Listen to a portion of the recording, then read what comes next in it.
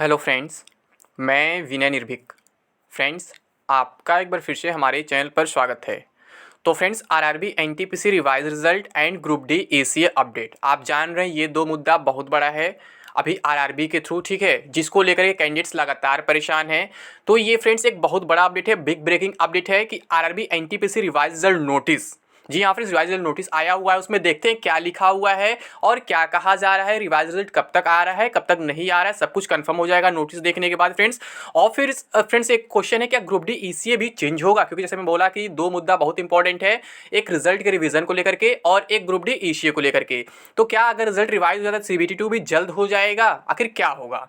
क्योंकि आप जानते हैं बहुत सारी अफवाहें चल रही हैं। कोई कह रहा है सीबीटी 2 जो है मार्च में ही हो जाएगा, कोई कह रहा है ग्रुप डी मार्च में स्टार्ट हो जाएगा। मतलब बहुत सारी कन्फ्यूजन्स चल रही हैं अभी मार्केट में, ठीक है। और क्यों चल रही हैं आप लोग जानते हैं, मुझे बार बार बताने की ज़रूरत नहीं है। मैं बार बार कहता हूं कि आप लोग केवल अपने प्रिपरेशन पे फोकस करो, बाकी किसी बात पे ध्यान मत दो। क्योंकि जो चीज़ फ्रेंड्स आपके हाथ में है आप उसी पे कुछ कर सकते हैं, जो आपके हाथ में नहीं है उसके बारे में सोचने से कोई फ़ायदा नहीं होने वाला है, ठीक है। अब आप कह दो कि आपके कहने से मार्च में सीबीटी हो जाए या फिर अगस्त में सीबीटी 2, तो ऐसा कुछ नहीं होने वाला है। जब रेलवे कराएगा तभी होगा। हाँ, अगर आप कुछ कर सकते हैं तो रेलवे के ऊपर प्रेशर बना सकते हैं, कंसर्न सजेशन भेज कर, फिजिकल प्रोटेस्ट कर जो भी करके, लेकिन ट्विटर कैंपेन करके नहीं, कभी नहीं, ठीक है। मैं हमेशा कहता हूँ ये बात। तो फ्रेंड्स यहाँ पे देख लेते हैं इस नोटिस में क्या लिखा हुआ है और ईसीए के बारे में क्या मेंशन है, क्या ईसीए भी जो चेंज होगा।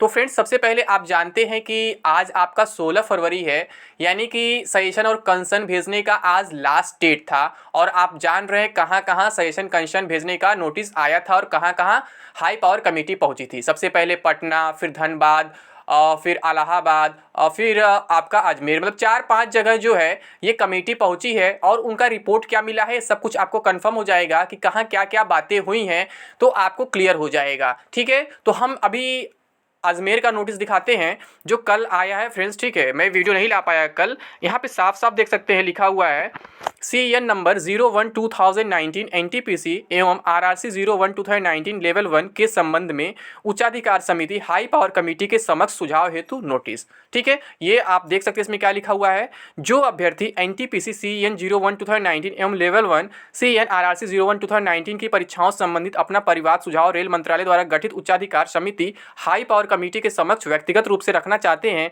ऐसे अभ्यर्थी दिनांक 16 फरवरी 2022 बुधवार, यानी आज की बात हो रही है, शाम 4 बजे से 6 बजे तक, यानी जो टाइम ऑलमोस्ट बीत चुका है, ऑलमोस्ट क्या बीत ही चुका है, ठीक है। अब 7 बजने वाले हैं, जब तक वीडियो अपलोड करूंगा आई थिंक 7 बज जाएगा। तो यहाँ पे फ्रेंड्स देख रहे हैं कि मतलब कि 4 से 6 तक आज था टाइमिंग अजमेर में, ठीक है, मतलब अजमेर बोर्ड में जो कहाँ पे हुआ है देख लेते हैं। सभा कक्ष, प्रथम तल, प्रधान कार्यालय, उत्तर पश्चिम रेलवे, जवाहर सर्कल, जयपुर, ठीक है। आप जानते हैं इसका आरआरबी जो अजमेर और आरआरसी जयपुर है, तो इसका ऑफिस जो है बनाया गया है जयपुर ही बनाया गया, जहाँ पे मीटिंग हुआ है, ठीक है। जयपुर में उपस्थित होकर अपना विचार उपरोक्त समिति के समक्ष रख सकते हैं। दिनांक 15 फरवरी 2022, अध्यक्ष रेलवे भर्ती बोर्ड अजमेर, ठीक है। तो अब आप जान रहे लास्ट डेट था, लास्ट डेट में क्या है, अजमेर को भी इन्होंने इंक्लूड कर लिया है, जबकि अजमेर से कहीं कुछ हुआ नहीं था। फिजिकल प्रोटेस्ट केवल बिहार से हुआ था, बिहार के टीचर्स किए थे और बिहार के स्टूडेंट्स किए थे। और आप जानते हैं सब कुछ बिहार से ही हुआ, इसलिए क्या हुआ था, केवल बिहार में कमेटी बैठाई गई थी। बाकी क्या है दिखाने के थोड़ा सा एक दो जगह बढ़ा दिया गया, उसको इलाहाबाद बढ़ाया गया, क्योंकि इलाहाबाद जो है वहां भी थोड़ा प्रोटेस्ट हुआ था इस वजह से। और अजमेर क्यों किया गया, क्योंकि अजमेर जो है आपका कंडक्टिंग आरआरबी है, आपको मालूम होगा, तो इस वजह से यहाँ कर बाकी जगह नहीं किया गया है, क्योंकि वो लोग जानते हैं बाकी जगह जाने कोई ज़्यादा फायदा भी नहीं है, क्योंकि जो भी होना है वो अंदर अंदर हो जाएगा और ऑनलाइन जो इलेक्शन वगैरह उससे हो जाएगा, फिजिकली मिलने कोई ज़्यादा जरूरत नहीं है, ठीक है। तो आप जान रहे कंसर्न सेशन का डेट आज ओवर हो चुका है, तो अब रिवाइज रिजल्ट पे क्या होगा, जैसे मैं बोला ना यहाँ ऑफिशियल नोटिस। तो फ्रेंड्स ये नोटिस जो आया उसी से रिलेटेड है ये, ठीक है, और इसी से रिलेटेड है। तो ये बात करते हैं कि रिवाइज रिजल्ट कब तक आएगा या फिर आएगा भी या नहीं आएगा। तो फ्रेंड्स मैं कई बार आपको बता चुका हूँ यहाँ पे कि जो रिवाइज रिजल्ट का कन्फ्यूज़न है वो काफ़ी बड़ा मामला बन चुका है अब, क्योंकि जो रेलवे है वो बीच में फंस चुका है, ठीक है। जब रिजल्ट पर स्टे लगा था तभी मैं बोला था, स्टे लगने के पहले बोल दिया था कि रिजल्ट ये नहीं रहेगा, रिजल्ट चेंज हो जाएगा, बात बोला था। लेकिन कन्फ्यूजन ये क्रिएट हो गया है कि जो कंसर्न सेशन आ रहे हैं वो नॉट क्वालिफाइड तो क्वालिफाइड वालों के आ रहे हैं। अगर रेशियो में देखा जाए तो क्वालिफाइड केवल 3.8 लाख है और उनका जो कंसर्न है 3 लाख से ऊपर आ चुका है, ठीक है। और जो नॉट क्वालिफाइड है ऑलमोस्ट 52-53 लाख है और उनका कंसर्न केवल 5-6 लाख है। तो आप अंदाजा लगा लीजिए कौन कितना ज़्यादा एक्टिव है और कौन कितना ज़्यादा परेशान है। और ऐसा नॉर्मली होता भी है, जो क्वालिफाइड होगा वही परेशान रहेगा, जो नॉट क्वालिफाइड जाना उसको उम्मीद नहीं रहेगा। बहुत से लोग ऐसे होंगे जो बॉर्डर पे होंगे, वही केवल उम्मीद बनाए रहेंगे, वही 3-4 लाख लोग जो यहाँ पे कंसर्न सजेशन वगैरह भेज रहे हैं। तो यहाँ पे रेलवे ये देख रहा है, रेशियो चेक कर रहा है, ठीक है। आप फर्स्ट डे चेक किए होंगे कि एक दिन में 1 लाख वहाँ पे आया था क्वालिफाइड, तो बोल रहा था 1/3 जो है ये लोग चाह रहे हैं रिजल्ट रिवाइज न हो, और जो नॉट क्वालिफाइड है उनमें 1/10 भी नहीं है। तो यहाँ से क्या है, इनका वेटेज अधिक हो जा रहा है। तो यहाँ से जैसे ये उम्मीद बन सकती है रिजल्ट रिवाइज ना हो, लेकिन फ्रेंड्स मैं अभी भी कह रहा हूँ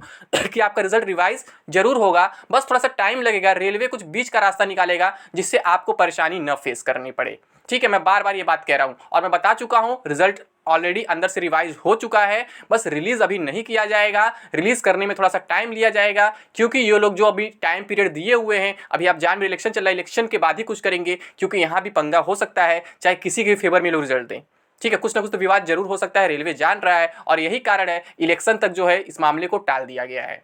तो 4 मार्च तक जब कमेटी रिपोर्ट सौंपेगी, उसके बाद ऑटोमेटिक 10 मार्च आ जाएगा। 7 मार्च तक लास्ट वोटिंग है, 10 मार्च को काउंटिंग है। तो काउंटिंग से किसी को मतलब नहीं है, मेन मतलब वोटिंग तक का है। जब 4 मार्च को रिपोर्ट आ जाएगा तो 5, 6, 7 तक तो मतलब वो डिसीजन लेंगे, और 7 तक वोटिंग भी कंप्लीट हो जाएगा। तो उसके बाद वो कुछ भी डिसीजन लें, कहीं वोटिंग पे कोई फर्क नहीं पड़ेगा। तो यहाँ पे क्या होगा, जो भी होगा मतलब बीच का ही रास्ता निकाला जाएगा, लेकिन फिर भी लगता है मुझे कुछ ना कुछ फंसेगा जरूर, ठीक है। और मैं आपको बता चुका हूं, जो आपका रिजल्ट है, रिवाइज रिजल्ट, वो मार्च के एंड में ही आ पाएगा। मार्च के एंड में CBT 2 नहीं होने वाला है। तो अब बात करें क्या CBT 2 जो है जल्द हो जाएगा, तो फ्रेंड्स मैं बता चुका हूं, यहाँ रिजल्ट आने के बाद भी कुछ ना कुछ इश्यू हो सकता है। वैसे मैं आपको बताया हूं, अभी के अकॉर्डिंग जो है CBT 2 जो है जून के लिए माना गया है, ठीक है। ऐसा रखा गया है कि जून में हम एग्जाम करा देंगे। ये इंटरनल न्यूज़ में कई बार बता चुका हूं, लेकिन देखिए वहां भी हो पाता है कि नहीं हो पाता है, ये बाद का मैटर है, क्योंकि अगर फिर से कोई प्रोटेस्ट स्टार्ट हो गया, फिर से कोई प्रॉब्लम स्टार्ट हो गया, फिर रेलवे वहां फंस जाएगा। और हम बात करें फ्रेंड्स अब ग्रुप डी ECO को लेकर क्या चेंज होगा, तो फ्रेंड्स यहाँ भी आपके प्रयास के ऊपर डिपेंड करता है। जैसे आप देख रहे हैं रिवाइज रिजल्ट को लेकर के इतना प्रयास किया गया, और जो क्वालिफाइड कैंडिडेट्स हैं वो अपनी जो अटेंडेंस सबसे अधिक दिखा दी, वो बता रहे हैं कि हमारा अटेंडेंस अधिक है, इसलिए रिजल्ट रिवाइज नहीं होना चाहिए। ऐसे ECA पर भी आपको ज़्यादा प्रयास करना चाहिए था, ठीक है। आज लास्ट डेट था, पता नहीं कितने तक मुझे नहीं मालूम है, लेकिन फिर भी अगर आप लोग प्रयास किए हैं तो यहाँ भी कुछ ना कुछ फायदा आपको जरूर मिलेगा। और रही बात मेडिकल स्टैंडर्ड चेंज होने की, तो वो ऑलमोस्ट आपकी बात मानी जा चुकी है, पहले मैं बता चुका हूँ, ठीक है। और जो CBT 2 है वो भी नहीं होने वाला ग्रुप डी में, उसमें कोई डाउट नहीं है। थोड़ा सा मेडिकल स्टूडेंट थोड़ा डाउट बचा कुछ %, बट लगता है वो भी वापस हो जाएगा। लेकिन ECA वाले में अभी तक कुछ हुआ नहीं है फ्रेंड्स, क्योंकि ECA वाले में आप लोग बहुत ज़्यादा प्रयास नहीं किए हैं।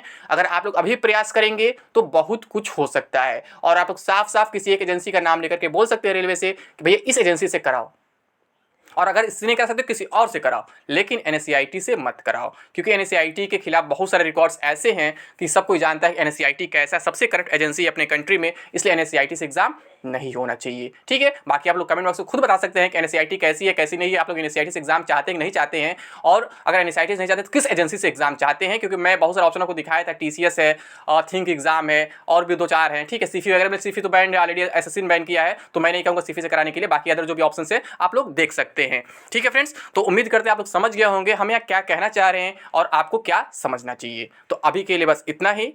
Thank you. जय हिंद, जय भारत।